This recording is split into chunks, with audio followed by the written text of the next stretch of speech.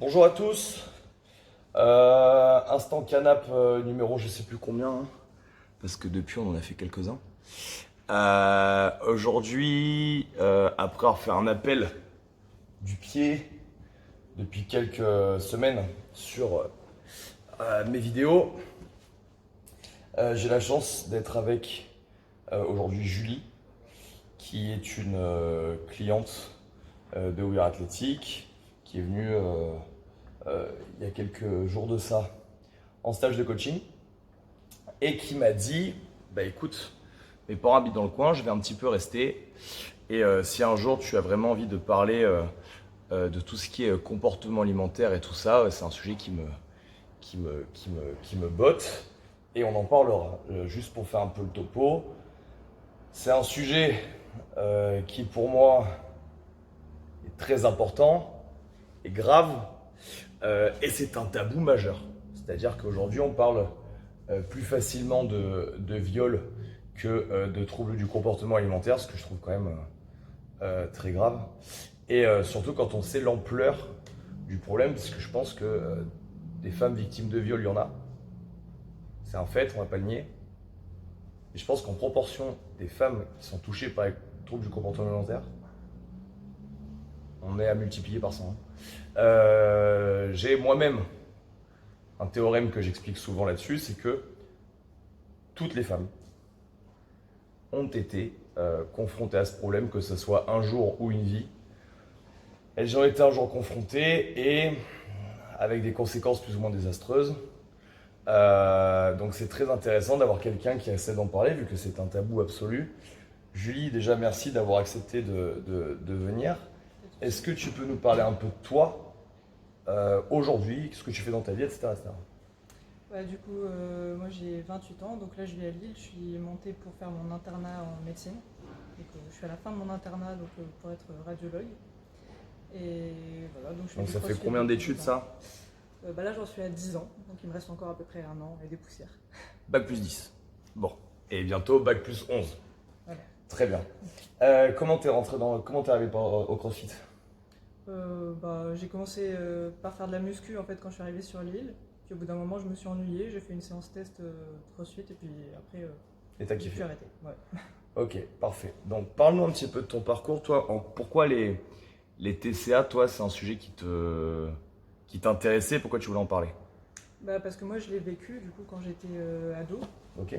Donc ça a commencé quand j'avais 16 ans. J'étais entre la seconde et la première. Et maintenant avec du recul, je vois vraiment toutes les étapes quand ça a commencé. Mais c'est pour ça que c'est super intéressant parce que toi, maintenant, avec le recul, t'as pu analyser ça Ouais. et comprendre les rouages par lesquels t'es passé, qui peut-être t'y ont emmené et peut-être qui t'en ont sorti aussi. C'est ça. Classiquement, je pense que c'est comme beaucoup de filles, c'est de commencer en disant je veux perdre 2-3 kilos. Au début, c'est souvent comme ça. Et sauf qu'après, c'est plus 2-3 kilos. Donc toi, t'étais en seconde, Ouais, c'est ça? c'est ça. Et ça s'est déclenché parce que t'as voulu perdre Alors j'ai eu une un peu de poids. remarque d'un membre de ma famille, D'accord. une remarque sur mes cuisses. Enfin, t'as des bonnes cuisses. C'est quelque chose comme ça que j'ai entendu. C'est parti d'une phrase. C'est parti d'une phrase. Avec du recul, je m'en rappelle maintenant exactement quand c'était et à quel moment. Et je sais qu'après ça, j'ai voulu perdre un peu de poids. Et en fait, le focus que j'avais, c'était vraiment mes cuisses, du coup, pour le coup, pendant Donc tout le long. cette phrase a été en fait une espèce de déclencheur C'est ça. qui t'a fait te focaliser sur un défaut Oui, et t'es parti dans ce truc-là. c'est ça. Ok.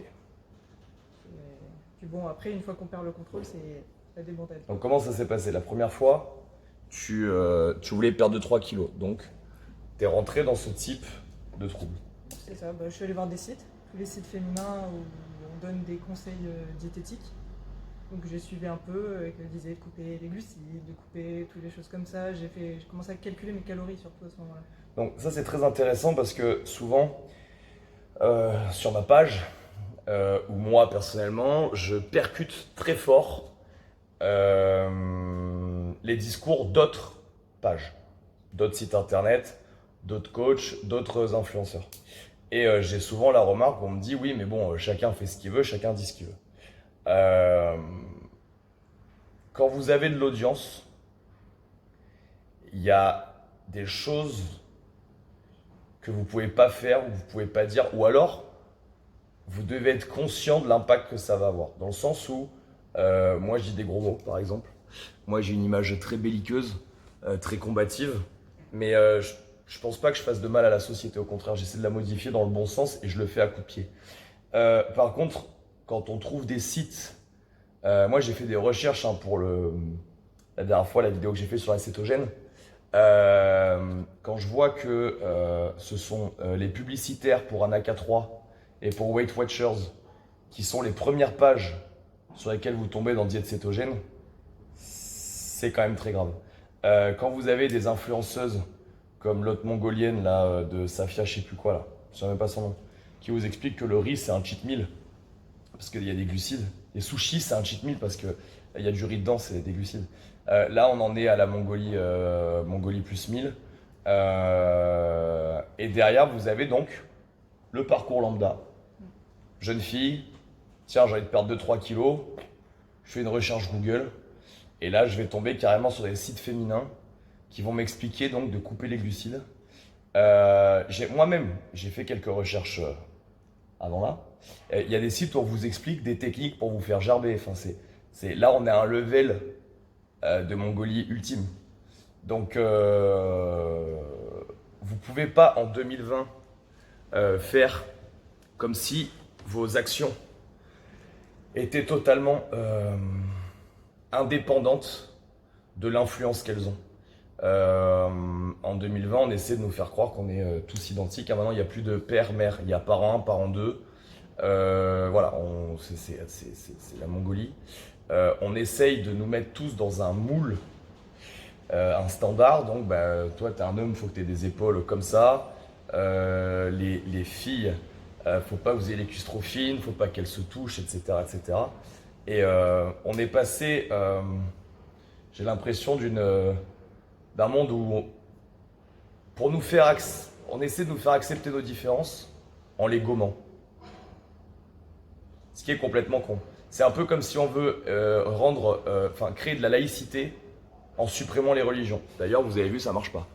Hein, en France, on essaie de créer de la laïcité en enlevant les signes de religion. Ça marche pas. Et tout le monde se tape sur la gueule. Moi, j'ai voyagé en Asie. En Asie, dans la même rue, vous avez une mosquée, un temple et une église catho. Le port du voile est complètement autorisé. Juste en dessous, il y a l'Indonésie, c'est le plus grand pays musulman du monde, ils sont 500 millions. Il n'y a pas trop de problèmes. Il n'y a pas trop de guerre de religion. Bon, il y a aussi le fait qu'en Indonésie, si tu fais un attentat terroriste, on te tutoie tes collaborateurs, la famille des collaborateurs et les amis de la famille des collaborateurs. Donc bon, ça calme un peu. Mais au niveau idéologique, vouloir créer de la laïcité, la laïcité c'est l'acceptation de toutes les religions. En France, c'est devenu l'absence ou le gommage de toutes les religions. Au lieu de nous apprendre à accepter nos différences, on est longiligne, on est sec, on a des épaules, on n'en a pas, on a des cuisses, on n'en a pas. Et maintenant, les standards, c'est qu'il faudrait qu'on rentre tous dans du 36. Voilà, il faut... J'en veux à un mec, par exemple, comme Koya, Koji Koya, qui explique qu'il n'y a pas de morphotype. Donc moi, connard, quand j'ai 20 ans et que je fais 1m85 pour 70 kg, et que mon pote à côté, il a 20 ans, et il fait 1m72 pour 86 kg, tu es en train de m'expliquer qu'il n'y a pas de morphologie. Qu'est-ce que tu racontes? Le fait d'expliquer aux gens qu'il n'y a pas de morpho, ça fait expliquer à une fille comme Julie que si elle a des cuisses plus grosses que ses copines, ou que les standards que les gens ont, c'est de sa faute. En fait, on essaie de faire croire qu'il n'y a pas de différence entre les gens dans un espèce de discours totalement débile. Je ne trouve pas d'autre mot que ça. Et ce qui fait que, puisqu'on est tous différents, puisqu'on est tous identiques, si moi je suis différent, j'ai un problème. Et là, on rentre dans ce type de trouble. Donc toi, après, une fois que tu es rentré dans ces spirales, qu'est-ce qui s'est passé? En fait, ça a été vraiment petit à petit au début. Je suis tombée sur ce site, je sais même plus lequel, mais où je pouvais calculer mes calories. Du coup, je rentrais tous les soirs de l'école et puis en plus j'étais au lycée. Donc je calculais combien j'avais mangé de calories et le but c'était d'être le plus bas possible. Mais j'avais aucune notion à cette époque et je sais que des fois il fallait que je sois en dessous de 700, 500 quoi. Donc c'était vraiment Ouais. Rien. Au-delà de ça, traquer ses calories, c'est le seul moyen que vous avez de contrôler votre alimentation. Donc moi, toutes mes diètes, vous devez rentrer vos calories dans un tableau, vos quantités. Mais encore une fois, c'est plutôt un moyen de vous éduquer à remanger correctement. Tout ce qu'on peut être utilisé dans un bon sens et dans un mauvais. Je prends l'exemple de ce stylo qui s'est retrouvé dans ma main, je ne sais pas pourquoi. Ce stylo peut être un super truc pour écrire et faire des jolis dessins. Puis si je le rentre dans la carotide de ma copine, forcément, mauvais délire. Pourtant, ça reste un stylo. Donc traquer vos aliments, c'est un super truc. Je vous conseille de le faire. Mais encore une fois, par le biais d'un professionnel. Il ne s'agit pas d'utiliser un moyen pour traquer son alimentation pour être à des niveaux, pour s'assurer qu'on est à des niveaux inexistants. Enfin, 500 calories, c'est pas loin du camp de concentration. Et derrière, votre métabolisme, il explose complètement. Une fois que tu as fait ça, qu'est-ce qui s'est passé mentalement, physiquement? Comment tu l'as vécu? Parce que j'imagine qu'il y a eu avoir beaucoup de frustration de ne pas manger à ce point, etc. Bah alors au début c'était très dur parce que je ressentais la faim vraiment tout le temps. Alors j'étais énervée en permanence, et puis je pensais qu'à ça. Toute la journée je pensais qu'à ça. En fait c'était d'attendre le prochain repas parce que forcément j'avais faim. Donc même si c'était pour pas manger beaucoup, bah, j'attendais juste de pouvoir manger, même une pomme, un truc. Et puis bah ça a été l'escalade comme ça. Je me pesais en plus 3 fois par jour, en me levant le matin, le soir en rentrant du lycée, et puis des fois après avoir mangé. Donc cette petite phrase qui est entrée dans ton cerveau a créé une espèce de phénomène un peu obsessionnel, Ouais. on pourrait dire ça. Bah, complètement. Ouais. C'est- Et est-ce que tu penses que cette obsession, parce que là tu avais l'obsession du poids, Ouais, c'était et vraiment les l'obsession chiffres. Au d'avoir début, faim. c'était vraiment les chiffres et les cuisses. C'est l'obsession d'avoir faim Ouais. et l'obsession de ton poids de corps, puisque c'est pour ça que tu te Ouais, pesais aussi. bah oui. Euh, Qu'est-ce qui a été le plus dur entre les deux? Moi, c'était le poids, je pense. Parce que s'il bougeait pas, je le vivais super mal, j'y repensais encore plus. Si par exemple les chiffres, si ça avait un peu augmenté le matin, j'y pensais toute la journée et puis je mangeais encore moins. Et c'était vraiment ça qui guidait ma journée, quoi. Ok. Et comment ça a évolué dans le temps? Bah, au début, ça, finalement, il y a une période où bah, j'ai fait mon truc dans mon coin. C'est vrai que mes parents s'en sont pas forcément rendus compte parce qu'on arrivait l'hiver. Mais c'est vrai que ma famille est assez. Enfin, c'est des gens qui font très attention à leur ligne déjà de base. Ok. Il y a un peu un côté comme ça. Donc finalement, au début, ils se sont dit bon, bah, elle veut juste faire un petit régime, effectivement, voilà. Et sauf qu'il y a un moment où ça a été un peu trop tard. Je pense qu'ils n'ont pas vu le truc venir. Et là, j'ai commencé à être vraiment faible. Je suis arrivé à une période où bah, même de descendre des escaliers, c'était difficile. J'étais fatiguée, je faisais un peu des crises d'hypoglycémie. Si on marchait un peu Ah, longtemps, des débuts de j'étais malaise, fatiguée, etc. voilà, Bien sûr. c'est ça. Et jusqu'au moment où bah, j'étais plus capable d'aller au lycée. Et là, peu de temps après, en fait, mes parents étaient complètement débordés et je tenais plus debout. Et en fait, c'est là que je suis rentrée à l'hôpital, en fait. Donc ça a été jusque-là, hospitalisation, Ouais, parce que tu es rentré à un niveau et que je réfléchissais plus. de Même frustration qui t'a entraîné dans la pathologie quoi, C'est ça. du truc. Ouais. Alors au début, moi, tout le monde me disait ah mais tu vas pas devenir anorexique. C'est ce mot-là, enfin pour moi j'étais pas anorexique, juste je faisais un régime en fait. Ce mot-là, j'ai eu du mal à le dire en fait. Pour moi, j'étais pas malade en fait. Et jusqu'à la fin, jusqu'à ce qu'on m'hospitalise, enfin moi je me sentais pas malade. Tu vois, c'est intéressant ce que tu dis parce que on retrouve psychologiquement cette difficulté à nommer les choses dans beaucoup de... En fait, au départ, on a un préjugé. Ah, l'anorexie, c'est ça, moi je suis pas dedans. Alors qu'on est en plein dedans. Et cette capacité à appeler un chat, la société nous aide pas du tout à faire ça. On peut plus appeler un handicapé. On peut plus appeler un arabe. On peut plus appeler un chinois. Vous avez l'impression que j'ai dit des choses qui n'ont aucun rapport, pourtant c'est un vrai rapport. Mentalement parlant, on vous conditionne. Et donc derrière, eh ben, quand vous êtes dans une situation, vous prenez l'habitude et vos pensées se programment. Vous vous retrouvez dans des situations où vous ne savez plus nommer les choses. Parce que bah, c'est honteux en fait. On ne doit plus appeler un arabe parce qu'on nous fait croire qu'être arabe c'est honteux. C'est pas honteux d'être arabe, mais si t'es arabe, t'es arabe. Si t'es blanc, t'es blanc. Si t'es chinois, t'es chinois. Si t'es handicapé, t'es handicapé. On a le problème avec l'obésité. Maintenant, on ne doit plus dire à un obèse qu'il est obèse. Et il est malade. C'est un malade en surpoids. Parce que le terme de obèse, c'est catégorisé. C'est pas bien. Encore une fois, on peut plus dire à un parent 1 que c'est un homme et à un parent 2 que c'est une femme. Il faut que Ça n'a plus aucun sens. Donc on se retrouve avec des gens qui sont dans le déni. Non, je ne suis pas anorexique, je fais un régime. Oui, mais un régime, si tu faisais juste un régime, quand tu commences à te sentir faible, tu vas manger. Et pour moi, une anorexique, c'était quelqu'un de très maigre. Et moi, comme je me voyais pas maigre, forcément, pour moi, j'étais pas anorexique. Très intéressant aussi, parce qu'on souffre tous de dysmorphie. Moi, je fais 1m87 pour 85 kg. Dans ma tête, j'ai toujours le physique du gamin de 17 ans que j'étais et qui faisait 15 kg de moins. Je me trouve toujours fin. Ça aussi, c'est quelque chose de très difficile. C'est que beaucoup de gens, que ce soit moi, mes contacts, dans la salle, nos clients, beaucoup de gens ont ce problème de dysmorphie. Le nombre de gens qui rentrent dans la salle et qui me disent bonjour, quelle est ta première motivation pour t'entraîner? J'aimerais sécher. D'accord, mais t'aimerais sécher quoi? Parce que là, pour l'instant, tu es épaisse comme une barre olympique. Donc, je veux bien t'aider à te sentir mieux dans ta peau, à être plus ferme, plus athlétique. Mais si tu veux être plus mince que ce que tu es, c'est pas un coach sportif qu'il te faut, c'est un psychologue. Parce que tu ne te vois pas du tout comme t'es. Ça arrive souvent. Nous, ça nous arrive une fois par mois. On a une fille qui est filiforme, qui sent les TCA à 23 km et qui nous dit qu'elle veut venir sécher. C'est un peu dans l'opposé, hein, ça va être le bodybuilder qui va expliquer qu'il n'est pas assez massif et qui continue à s'injecter parce que le mec en a jamais assez, il est jamais assez gros. C'est difficile comme chemin, mais toi tu as pu le voir, c'est un manque d'objectivité qu'on a chacun avec soi et c'est la facilité.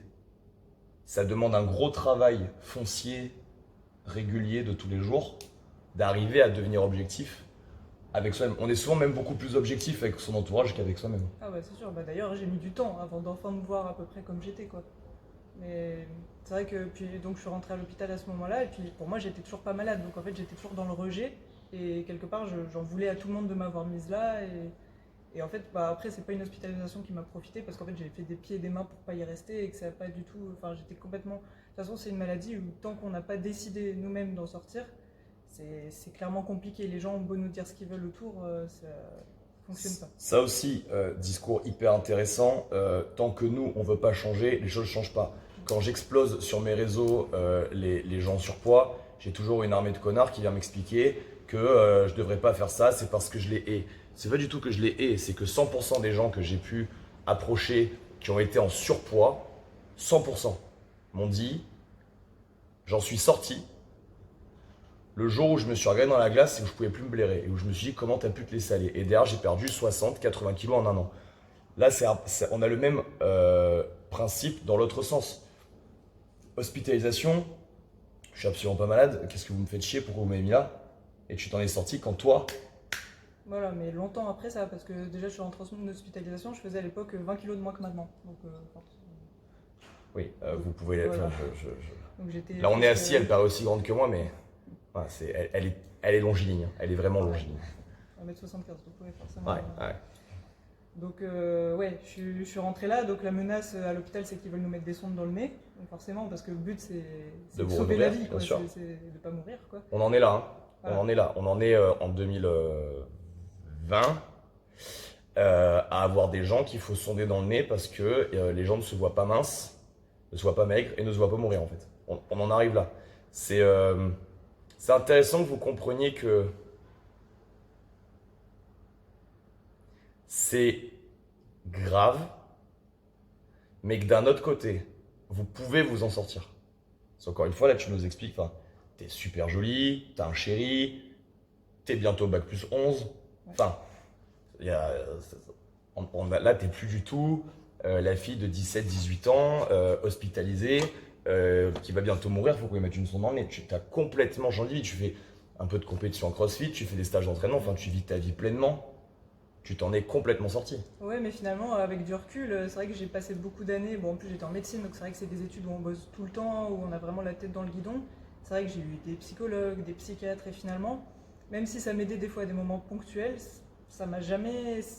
J'avais jamais le déclic. Je veux dire, même si je me maintenais un poids qui était vivable, on va dire, qui était faible mais vivable, j'avais toujours en tête toutes ces idées de jamais grossir, de toujours faire attention. Et ça a duré combien de temps? Longtemps, jusqu'à ce que je monte sur l'île, en vrai, il y a 4 ans. Donc, ça a duré donc 7-8 ans. En gros, de 8 ans. Ouais, voilà. 8 ans. 8 bonnes années. Et c'est le fait de sortir de ton contexte. Oui, je pense que c'est de partir un peu, de changer de cadre, quoi, qui m'a clairement aidé. Donc, au départ, tu es originaire de Draguignan. Draguignan. Donc, tu as vécu cette période-là. Tu étais en études où ensuite? Sur Nice. Tu as été en études sur Nice, donc c'est pas vraiment loin. Tu rentrais le week-end. C'est ça, j'étais Ouais. toujours là, quoi. Ouais. Tu es toujours un peu là. D'un coup, tu dois rentrer en interne. Tu Ouais. pars à Lille. Ouais. Là, changement de vie, changement d'appart, changement de météo. Hein, parce que bon. Oui. Nice, Draguignan, Lille. Changement de météo, changement d'environnement social. Ouais. Euh, J'ai commencé la musculation à cette époque-là aussi. Donc, arrivé là-haut, tu as décidé de te prendre en main. Ouais. En fait, j'ai Et commencé là la muscu et c'est là que je me suis dit, bah, en fait, faut manger un moment, quoi. Genre, il se passe rien, quoi. Je fais des biceps, il se passe rien si je mange pas. Et parce que quand je suis arrivée sur l'île, je me rappelle que mes assiettes, enfin, mon alimentation, c'était des légumes. Je mangeais encore depuis des années mon assiette de légumes. C'est tout. J'avais pas de protéines, j'avais pas de glucides. C'est intéressant. Et c'est surtout intéressant que ça, c'est le fait d'être sorti. Prise de responsabilité aussi, parce que là, tu n'étais plus chez tes parents. Bah ouais. Tu as un budget à gérer, un appartement à gérer, Ouais, des études à gérer. c'est bien. Tu avais un petit copain? Ouais, à l'époque, ouais. Ok. C'était mon ex, ouais. Ok. Mais bon, oui, j'étais pas seule. Et lui, ça a été un point commun. Tu l'avais en bas, tu l'avais Ouais. en haut. Ouais. Ok. Donc, comme quoi, vous avez peut-être pas besoin de vous séparer. Bah, du coup, après, si, mais bon, ça n'avait rien à voir. Ça n'avait rien à voir. Mais voilà, ce que je vais vous expliquer, c'est que elle est sortie de son contexte. Changement de vie, je déménage. Bon, là, c'est l'opposé. Hein. Draguignan, c'est à vol d'oiseau, c'est à 15 bandes de la mer. Là, ouais, grand écart américain de la géographie. Elle démarre sa vie là-bas. La prise de conscience. La muscu, ça aurait pu être n'importe quoi d'autre. Ouais. Et tant mieux que ça ait été la muscu. Et là, tu reviens à la réalité, Voilà. en fait. Ouais. Et c'est marrant parce que maintenant, je vois fleurir plein d'histoires de reverse diet, etc. sur les réseaux. En fait, je me rends compte que finalement, inconsciemment, c'est un peu ce que j'ai fait. Parce qu'au C'est-à-dire début, de mon assiette de légumes, j'ai commencé à me dire, bon, bah, je fais de la muscu, je vais rajouter un peu de protéines. Du coup, bah, petit à petit, j'ai remis des protéines. Puis petit à petit, je me suis dit, bah, je manque un peu d'énergie, bah, je vais remettre des glucides. Et en fait, j'ai fait ça progressivement. Et je pense qu'en fait, j'ai réussi à faire remonter mon métabolisme qui était complètement mort parce que je devais être à 1000 calories par jour depuis des années, quoi. Donc forcément, dès que je... C'est très intéressant puisque suite à la vidéo qu'on a fait la dernière fois, il y a plein de gens qui m'ont écrit Guillaume, tu dis que une fois que notre métabolisme il est baisé par la cétogène, c'est mort. Est-ce qu'il y a des solutions? Bien sûr qu'il y a des solutions. Il y a des solutions qui vont vous demander du temps, de l'accompagnement, du suivi et surtout de la patience puisque elle vient de dire à juste titre tout ce qui est reverse diet. Donc le principe va être de réaugmenter vos calories progressivement pour que on relance la quantité de calories que vous ingérez à mesure que votre métabolisme se relance. J'ai été suivi là pendant quelques temps en nutrition par une fille qui s'appelle Mathilde, qui est très compétente. Je l'ai vu faire sur des gens de ma salle. Aussi, donc j'ai décidé de lui laisser le pôle nutrition chez We Are Athletic. Et donc on change complètement le système. Aujourd'hui, si vous voulez qu'on s'occupe de votre nutrition, vous serez obligé de passer par une consultation où on va analyser plein de choses, surtout votre vécu et votre état actuel, et bien sûr vos objectifs. Et vous aurez un plan nutritionnel sur un mois et quelques avec un suivi. Possibilité de suivi sur le plus long terme, etc. Mais voilà, on veut vraiment faire quelque chose d'encore plus qualitatif de ce qu'on a fait. Aujourd'hui, on peut voir que c'est un vrai problème de société et j'ai plus envie de faire juste des plans alimentaires comme ça. Je veux que le travail soit encore mieux fait et donc je fais confiance à la personne à qui j'ai fait confiance pour moi et c'est exactement le principe qu'on utilise. C'est-à-dire que quand quelqu'un m'explique que elle a fracassé son métabolisme avant par de la cétogène et qu'elle ne sait plus comment faire, eh ben, le problème de la reverse diet aussi, c'est qu'il faut que au niveau mental, on soit sain parce qu'on va reprendre un peu de poids. Parce que, encore une fois, il y a votre métabolisme qui doit remonter, vos calories qui doivent remonter, et des fois, la courbe il y en a un qui monte un peu avant l'autre. Donc, il peut y avoir une reprise de poids de 2-3 kilos, bien que l'objectif soit d'en perdre. Mais il faut accepter ce passage-là. Encore une fois, on est sur de l'alimentation, on est sur du métabolisme. Déjà, le métabolisme est différent pour chacun. La capacité d'adaptation du métabolisme est différente pour chacun. C'est ce qu'on va dire, c'est de la science à tâtons. Et évidemment, quelqu'un qui veut perdre du poids mais qui ne va pas accepter d'en prendre 2 ou 3 pendant la remise en place de son métabolisme général, ça va mentalement prendre un gros down, etc., etc. Donc il y a vraiment besoin d'un suivi psychologique pour dédramatiser les choses. Juste pour information, mais vous faites 60 kg, vous reprenez 2 kg. On est à 2 kg pour 60 kg, enfin on est à moins de 5% de votre masse totale. Au passage, les filles avec la menstruation, vous avez des phases dans le mois où vous prenez 2 kilos et vous pouvez rien y faire. Un autre exemple, moi je sais que j'ai un poids le lundi et j'ai un poids le vendredi. Et peu importe mon week-end, peu importe ma semaine, je serai toujours plus lourd le vendredi que le lundi. C'est comme ça. C'est un cycle, peut-être digestif, peut-être hormonal, mais dans tous les cas, mon poids n'est pas identique. Donc c'est très intéressant ce que tu disais tout à l'heure sur le fait que quand tu voyais la balance, des fois tu n'avais pas perdu ou même tu avais un peu pris. Tout de suite, c'était quelque chose de dramatique. Encore une fois, ramener ça au pourcentage de poids de corps. Une fille qui fait 70 kg, qui a pris 500 grammes, elle n'a pas pris 500 grammes. Elle a bu 2 verres de trop, elle n'a pas pissé, quoi. Enfin, faut vraiment se relâcher. Tant qu'on n'a pas pris 4 plombes et qu'on les garde pas 4 mois d'affilée, il ne s'est rien passé, en vrai. Vous avez pris 2 kilos, mais à tout moment, vous avez perdu en fin de semaine. Ça m'est arrivé. On a un programme là, We Are Shredded, où justement, on accompagne pendant 12 semaines les gens avec le sport fait pour relancer leur métabolisme, le plan diététique fait pour relancer leur métabolisme, le suivi psychologique sur les 12 semaines. Et j'ai eu des discussions de fous avec des gens qui avaient pris 1,5 kg alors qu'ils devaient perdre. Ils ont pris 1,5 kg 48 heures. On dirait presque que c'est un moment où le corps il a fait de la rétention d'eau, il ne sait même pas pourquoi. Donc, bon, évidemment, tout de suite après, les gens ont perdu. Mais j'ai eu des discussions de fous à passer des matinées à expliquer à des filles que 1,5 kg quand on fait 73 plombes, on est à 2% de poids de corps à peu près et qu'il faut relâcher, quoi. Au passage, la fille finit par te dire « Ah ouais, mais en même temps, mes règles arrivent dans 3 jours, donc bon, c'est peut-être normal. » Bref, pour revenir à toi. Donc, tu as commencé le sport, tu t'es remis à manger et t'as pas réexplosé complètement. Non, bah en fait, et en plus, clairement, il y a un moment, je me suis plus du tout pesée.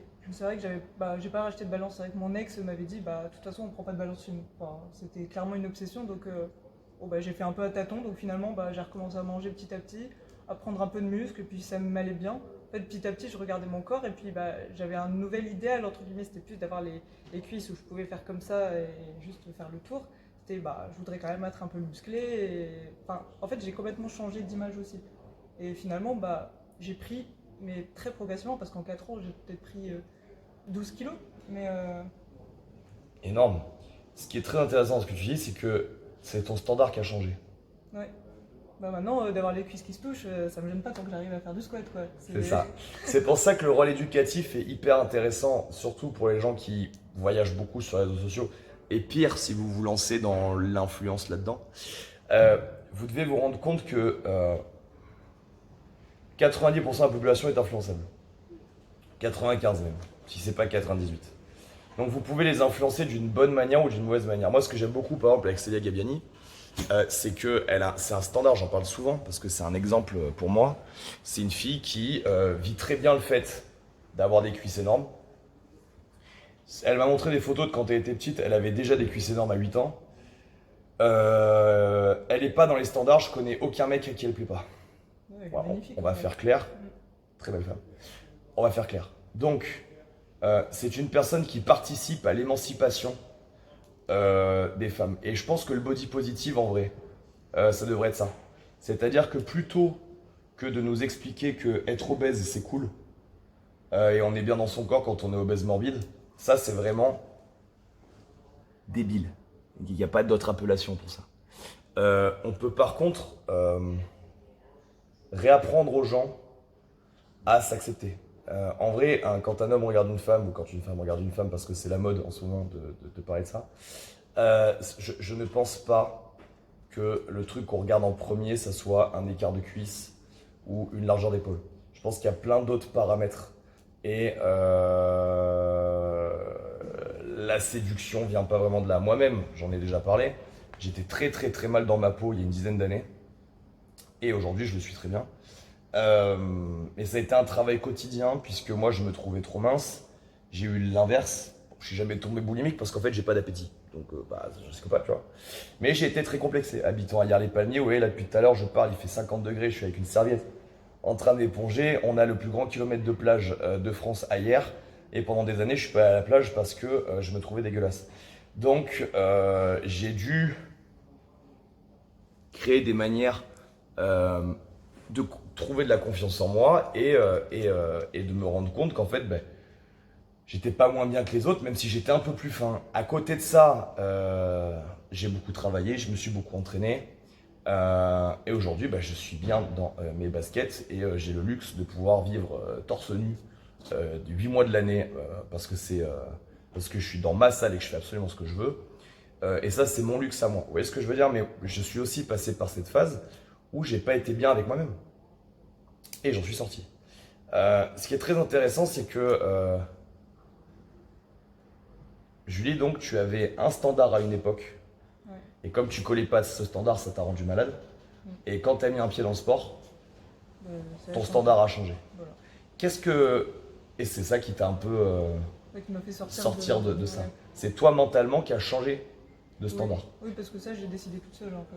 Donc les coachs, encore une fois, au lieu de vendre des diètes cétogènes, vous pourriez peut-être pas expliquer aux gens qui sont obèses et aux gens qui sont maigrichons à mourir qu'il faut qu'ils s'acceptent comme ils sont, mais expliquer aux gens qu'ils ont une morpho et que peut-être la bonne direction, c'est s'optimiser. Julie est longiligne. Ses hanches ne rentreront jamais dans du 44, vu qu'elles rentrent dans du 38 ou du 36. C'est comme ça. Ses cuisses sont scalées. Si elles s'entraînent, évidemment, on peut limiter la graisse abdominale, on peut augmenter la tonicité musculaire, on peut créer des vraies fesses, on peut créer des vrais abdominaux. Aucun problème avec ça. Mais encore une fois, je pense qu'il faudrait. Il y a quelque chose à faire dans le fait d'arrêter de vendre de la transformation du tout au tout. Parce qu'on ment. On ment et on donne des mauvais standards aux gens. Voilà, donc faire peut-être attention à comment on communique. Et peut-être les influenceuses, arrêtez d'expliquer que quand vous n'avez pas mangé de la journée, c'est pas grave, vous mangez une barre parce qu'on vous a filé 1000 balles pour faire un post sur cette barre protéinée. Parce que ça, c'est du manque de respect en fait envers toutes les autres femmes. Vous êtes pleine de hashtags, encore une fois, là, à la con. Mais si derrière vous faites des hashtags MeToo quand un mec vous aborde dans la rue de manière qui vous a pas plu et que derrière vous expliquez aux autres femmes que quand vous mangez pas vous êtes super bien gaulé parce que quand vous sautez tous vos repas vous mangez une super barre alors qu'en fait vous faites ça parce que quelqu'un vous a payé, c'est pas top. Moi je vois dans mon milieu sportif toutes les filles qui font les pubs pour les shakers e-pro, à côté de ça vous expliquez gluten free, vegan. Vous faites du crossfit, vous expliquez aux gens qu'il faut manger paléo, et derrière vous faites de la pub parce qu'on vous a filé, donc pour certaines 500 balles, pour certaines 5000 balles.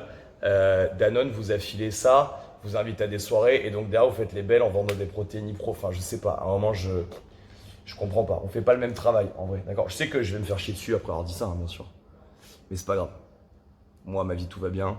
J'arrive à faire de l'argent sans vendre du vomi aux autres, donc ça ne me dérange pas, d'accord? Mon karma va bien sur ce sujet-là, le vôtre moins bien, mais c'est pas grave, j'ai fait d'autres trucs mauvais dans ma vie, c'est pas très important. Tes parents, par rapport à ça, ton environnement? En fait, ça a été très compliqué parce que j'étais. En fait, forcément, ma mère est médecin, donc forcément, elle voulait m'aider aussi. Mais il y a un moment, ça devenait des relations. Enfin, j'acceptais même plus de manger avec eux. Donc en fait, c'était la crise tous les soirs. C'est pour ça que j'ai été hospitalisée en fait à un moment. Mais même après, ils comprenaient pas. Ils continuaient à me dire, faut manger, faut manger, faut manger, faut manger. Et en fait, on peut pas dire ça à quelqu'un qui a des troubles du comportement alimentaire. Enfin, comme quelqu'un qui est obèse, on peut pas lui dire arrête de manger. Enfin, en fait, c'est bien plus compliqué que ça. Et du coup, j'ai été en crise quand même très longtemps avec mes parents. Et finalement, ça va mieux maintenant. Mais maintenant que je suis un peu partie loin et que je reviens les voir de temps en temps et que ça va mieux dans ma tête, quoi. Et tu sais que tu en as déjà reparlé avec eux? Ils t'ont parlé de comment eux l'ont vécu cette phase ou... Bon, on en avait parlé un peu, surtout avec ma petite sœur aussi, qui s'était peut-être sentie un peu lésée aussi à cette époque, parce que c'est vrai que du coup, l'attention était quand même très focalisée sur moi. Et c'est vrai que je pense, ça a été une période vraiment horrible pour tout le monde, quoi. C'était, ouais, c'était l'enfer, quoi, pour tout le monde. Ouais, tu penses que tout le monde a morflé? Oui, oui, oui. Ouais. Ouais. Et Et en même temps, ils savaient pas quoi faire pour m'aider, quoi. ils avaient quoi? Ils avaient une forme de culpabilité ou du fait de, de culpabilité de pas avoir les moyens de t'aider, de... Peut-être aussi de ne pas l'avoir vu assez tôt pour que ça en arrive à ce stade-là aussi, je pense. Parce que après, c'est allé tellement vite, parce que je me rappelle, j'ai peut-être commencé ça à aller octobre-novembre 2018, puis j'ai été hospitalisée en mai l'année d'après. Donc finalement, j'étais gringolée. Personne s'en est vraiment aperçu, quoi. Je mettais des vêtements assez amples. Ouais, parce que vous êtes maline en plus, vous arrivez à... Ouais. Ah, les ados, vous arrivez à masquer vos conneries. Je faisais des abdos dans ma chambre le soir si je considérais que j'avais mangé un peu trop. Enfin, c'était vraiment des choses que personne ne voyait forcément, quoi. Je mangeais à la cantine. Puis c'est l'âge où tu réclames ton intimité ou... Oui, voilà aussi. Ouais, ouais, c'est ça aussi. Donc, ouais, je pense que ça a été quand même dur pour eux. Et Aujourd'hui, tout va mieux? tout va mieux. Ouais. Bon. Après, je dis pas que tout est parti non plus. Enfin, je pense que c'est quelque chose qui restera tout le temps. Même si Dans quel maintenant, sens?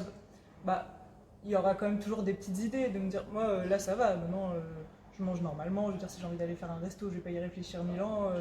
Mais c'est vrai que quand il y a des pertes de contrôle, par exemple, successives, si il va y avoir d'un coup 3-4 restos dans la semaine, là, je vais y penser un peu. Je vais me dire, ah, c'est vrai que ça fait beaucoup de fois où j'ai pas fait attention. Sauf qu'avant, j'allais y penser des semaines avant ou des semaines après à dire faut que je rééquilibre et tout. Maintenant, j'y pense un peu. Puis ça passe après, ça finit par. Mais Ouais. j'y pense quand même à un moment. À savoir que, juste ça c'est pour information, mais j'ai fait une vidéo là-dessus, vous pourrez télécharger sur internet, en contenu gratuit. Faire un excès, vous avez votre niveau hormonal il est là, faire un excès qui vous envoie là, et faire l'excès contraire de l'autre côté, en pensant que ça va compenser, c'est vachement pire. En fait, il vaudrait mieux que vous fassiez n'importe quoi un jour, et que le lendemain vous refassiez normal. Ça créera moins de distension que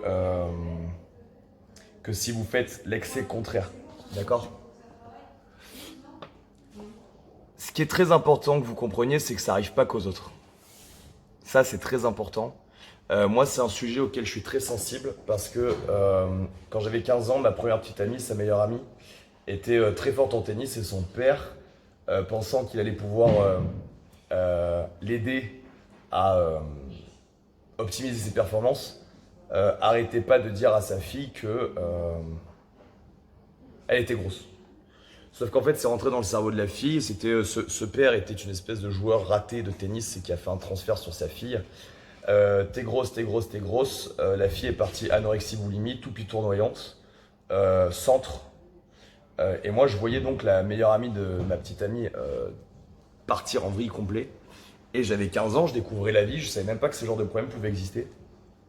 Et cette fille, je sais même pas si elle s'en est sortie en réalité, parce que je sais qu'elle est restée 3 ou 4 ans en centre. Bon, après, on s'est perdu de vue, j'ai pas de nouvelles. Mais c'est là que j'ai commencé à me renseigner beaucoup sur le sujet. J'ai appris qu'une personne sur 3 en décédé. C'est très compliqué. D'ailleurs, j'ai suis vite mis les pieds dans une salle de remise en forme. Je me suis rendu compte que toutes les femmes y avaient été soumises. Et souvent, que ça soit sur l'obésité ou que ça soit sur les troubles du comportement alimentaire, ce qui, moi, me gêne beaucoup, c'est que souvent, les gens qui sont là-dedans ont aussi une forme de fatalité. Je suis dedans, je m'en sortirai pas. Ou c'est trop dur, je vais pas y arriver. J'ai pris 60 kilos, comment tu veux que je les perde? J'ai perdu 20 kilos, comment tu veux que je les perde? Ça, c'est quelque chose qui peut être modifié. Vous voyez par cette vidéo qu'on peut avoir des troubles pendant 8 ans et quand même faire de brillantes études, s'en sortir, reprendre une normale. Évidemment que des fois, quand perte de contrôle, comme tu dis, ou stress abondant dans une courte période, des fois tu y repenses. Mais peut-être que tu y repenses aussi parce que ça fait un peu partie de ton histoire. Ouais. Et on se dit souvent, moi souvent je me dis, qu'est-ce que j'aurais fait à cette époque dans cette situation? Puis c'est des réflexes, t'as eu 8 ans de ta vie, ça a commencé à 16 Ouais, c'est ça. jusqu'à 24. Ouais, on avait pas ça. C'est un peu la phase où on se construit en tant qu'adulte. On part de pré-adulte, on va dire, Ouais. fin d'adolescence. Toute ta vie de jeune femme s'est créée. Mm. T'as plus vécu ta vie de femme avec ce problème que sans. Bah oui. Ouais, donc c'est pour ça que ça a été très dur de m'en détacher au début, parce Donc que c'est j'avais l'impression que ça forcément- m'appartenait en bien fait. sûr, C'était ça te mon définit. identité, quoi. Ouais, voilà. Exactement. Pyramide de Maslow, je me définis. On a tous un besoin d'identification. On a besoin de savoir qui on est. C'est un des premiers besoins physiologiques. La problématique du besoin d'identité, c'est que, réfléchissez à ce que je vous dis, vous allez forcément reconnaître des gens dans votre entourage. Il y a des gens qui se définissent par leurs problèmes et qui vont pas vouloir les régler. Ils vont vous sortir 20 000 raisons. Mais la vraie raison, c'est qu'ils n'existent que par ce problème-là et ils ont peur de ne pas se créer une nouvelle identité une fois ce problème réglé. Et donc, ils y restent. Ça, c'est quelque chose de très grave. Parce que là, par contre, c'est un vrai frein à s'en sortir. Et je pense que c'est là-dedans que la décontextualisation porte ses fruits. C'est qu'en partant à Lille, en te mettant à faire du sport, Puis même, je suis repartie à zéro en fait, parce que personne n'avait vu ce que j'avais vécu avant, quoi. tu t'es créé, en plus, et tu t'es créé une nouvelle identité. Ouais. Des nouveaux repères, un nouveau départ. Et tu as pu redémarrer une nouvelle vie en te définissant pas par ça. Moi, c'est ça que je trouve souvent très dommage dans notre société, c'est qu'il y a quand même une catégorie de gens qui se définissent par leurs problèmes et qui ne vont exister que par eux. C'est un gros frein et ensuite, évidemment, ces gens ne l'acceptent pas et vont vous expliquer toutes les raisons du monde pour lesquelles ils ne s'en sortent pas. Mais la vraie raison, c'est qu'ils ne voient pas de vie sans leurs problèmes. Les gens sont avec moi parce que je suis comme ça. Je suis le gros sympa, mais le jour où je vais perdre mon poids, je vais plus être le gros sympa dans la tête des gens. Donc est-ce que les gens vont quand même vouloir... J'ai de l'attention parce que j'ai des problèmes. Les gens sont gentils avec moi parce que j'ai des problèmes, parce que j'ai un handicap, parce que j'ai une faiblesse, parce que j'ai une fragilité. Le jour où je l'ai plus, est-ce que les gens vont être aussi bons avec moi, vont être aussi cool avec moi? La question se pose. Mais ça, c'est un vrai frein. Vous devez vous dire qu'il y a une autre vie après. On a plusieurs vies dans la même vie. Moi, j'ai changé 20 fois de métier. Peut-être que dans 5 ans, j'aurai de nouveaux hobbies, de nouvelles passions et de nouveaux intérêts. Mais vous devez comprendre qu'il y a une vie après vos problèmes. Et la vie après vos problèmes, elle est quand même vachement plus cool. Ouais, mais c'est vrai que sur le moment, ça fait quand même vachement peur de se détacher de ça, quoi, parce que je suis passée d'un moment où bah, tout le monde me regardait, mais maintenant, avec du recul, je me dis, bah, je regarde les filles très très maigres. En fait, c'est pas un regard de... D'envie. c'est un regard... Ouais, en fait, c'est un regard de peine, mais sauf que j'avais du mal à me décrocher de ça. Je me disais, bah, j'existe avec ça, quoi. Ça fait partie de moi. Voilà. C'est intéressant que tu dises ça parce que je ne l'aurais pas abordé. Et je peux vous assurer que nous, notre premier boulot dans les salles, quand on veut régler ce type de problème chez les gens, c'est qu'on doit leur créer une nouvelle identité, un nouveau sentiment d'appartenance. Ils font partie de notre communauté, ils font partie de nos clients et on veut leur créer une nouvelle vie. Et c'est à partir de là, je pense, que se crée le vrai nouveau départ où les gens se disent voilà, je me reprends, c'est le premier jour de ma nouvelle vie et je redémarre différemment. Mais faites bien attention quand vous voulez aider quelqu'un ou si vous-même vous êtes dans ce cas, à vous poser la vraie question. Est-ce que vous ne vous définissez pas un peu par vos problèmes? Parce qu'il y en a beaucoup plus qu'on l'imagine. Moi, vous aurez forcément en amitié, en rapport professionnel, dans vos voisins, je dis n'importe quoi, mais dans votre famille, vous aurez forcément quelqu'un qui fonctionne comme ça. Quelqu'un qui, son seul sujet de discussion, c'est de vous raconter ses problèmes. Le jour où il les a plus, ses problèmes, il va vous raconter quoi? Bah, plus grand chose, en vrai. Donc, voilà. Ce qui est intéressant, c'est que toi, tes parents t'ont pas rejeté. Ils ont aidé, ils ont essayé Ah ouais, bah ouais. de t'aider. Tout ce qu'ils ont pu, quoi. Et ça n'a pas fonctionné. Bah non, parce que moi j'étais tellement dans le rejet de tout. Après, pour moi, c'est vrai que c'est dur, je pense, à comprendre pour des gens qui l'ont pas vécu. Parce que bon, bien sûr, mes parents ils voulaient que j'aille bien, donc c'était mange. Mais Bien sûr. moi, ça marchait pas de me dire ça. C'était, bah non, je fais ce que je veux. Moi, je me dis que je veux être comme ça, que ça me va bien d'être comme ça. Donc forcément, il n'y avait pas d'amélioration, quoi. Mais je pense que le déclic, c'est parce qu'il faut l'avoir soi-même. En fait, faut pas. Le problème, c'est que je pense qu'on ne changera pas tant qu'on le fait pour les autres. Je pense qu'à un moment, il faut qu'on veuille le faire vraiment pour nous. Et en fait, moi, là, je me suis reprise en main, mais parce que je l'ai fait pour moi, en fait. Tu as Parce que changé c'était pour mon image d'inspiration à moi. aussi. Comme tu dis, c'est ton image à toi qui a changé. Ouais, c'était pas parce que mes parents voulaient que je reprenne Bien du sûr. poids. Je veux dire, c'était vraiment Bien pour sûr. moi. On a le cas aussi avec, ça nous est arrivé, les gens qui changent euh, d'inspiration.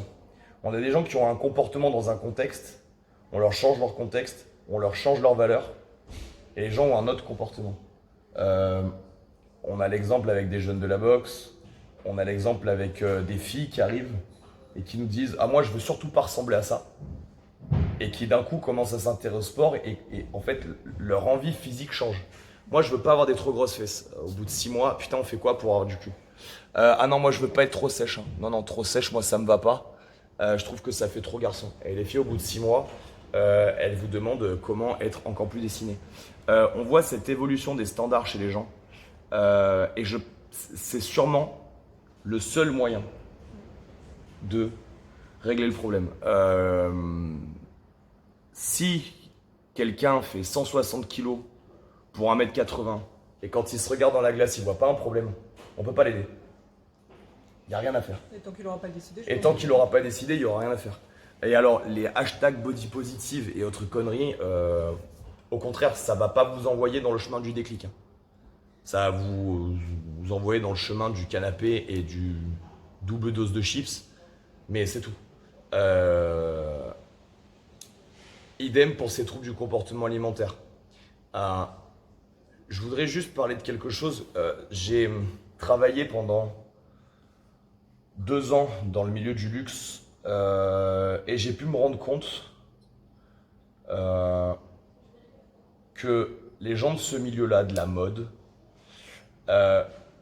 aiment l'art, aiment les fringues,